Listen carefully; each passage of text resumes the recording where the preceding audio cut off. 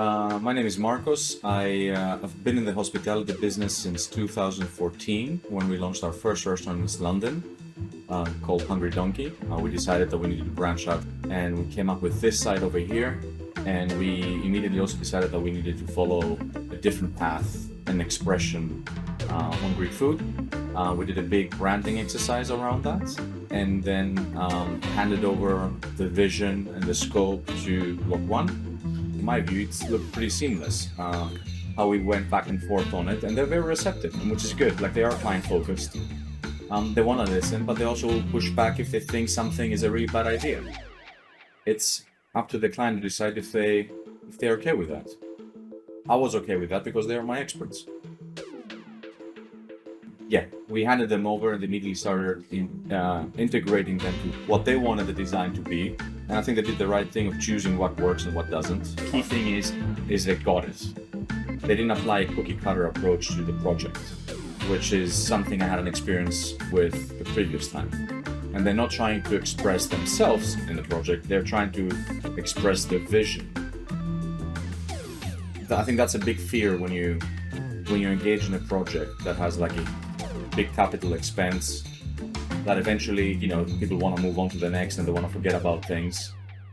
And I think one of the key questions, the first question I had asked, is aftercare, and they've proven they have it. Like, they're always responsive. We always go back and forth on emails. Now we have some follow-up on work. They are in it. I think they do see it as their child as well, in the stable of projects they have. So they're definitely not the design office that will forget about you after the project is done.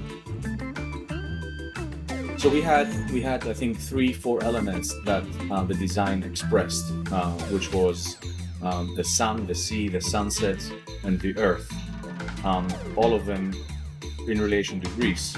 A lot of people ask us. They look up and it's like, oh, what is this? And then we run them through the color patterns and what the story behind that is. The two pendants that resemble the sun, the golden sun of the Greek summer. This dark red wall here, that's the crimson sunset. But the blue obviously is the sea and the sky. And then obviously the olive green, which refers to, olives. A lot of people pick that up and understand it, and they like the fact that it's understated, but it is Greek and has a story. This has been a neighborhood restaurant over 20 years. I've seen different operators operate that, all of them with the same format, while we did an extensive renovation of the space, opened it up, got more air into it, and made it definitely more elegant. So now it's becoming a jewel on the street, which all of our neighbors attest themselves. So the design really does what it needs to do, is to bring people in and make our neighbors proud that there is a restaurant like that on this street where they're happy to go in, they feel at home, and they can smile, and also have a very nice visual experience. Nice colors, easy on the eye, good ambience, which are all key elements of a successful hospitality experience. Then we created the bar area and we put a very nice big feature table in the middle, which was clearly Block 1's design.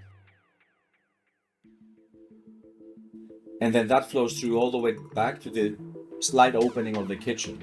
And now the guest can see the entire experience from their order, how it comes from the kitchen to the bar, out to them. And it gives a lot of depth and a lot of dimension to the space. So although this is about 105 square meter restaurant, it actually feels much bigger down there. I think definitely consider and choose Block 1. But because they're very creative people, you need to be able to let go and let them guide you, because they actually have very good and sharp instincts on how to execute a vision. And you obviously have to have a very clear vision and identity, because otherwise you're just harming yourself. You should be able to know how you want the project to go, what direction, and I'm pretty confident they can execute on everything. I mean, they've done a varied number of projects across London and other parts of the world. So they have the experience and they're very hands-on. I do enjoy hospitality and mostly the experience, not necessarily the food, but feeling nice in the space. And that was the angle I came into it.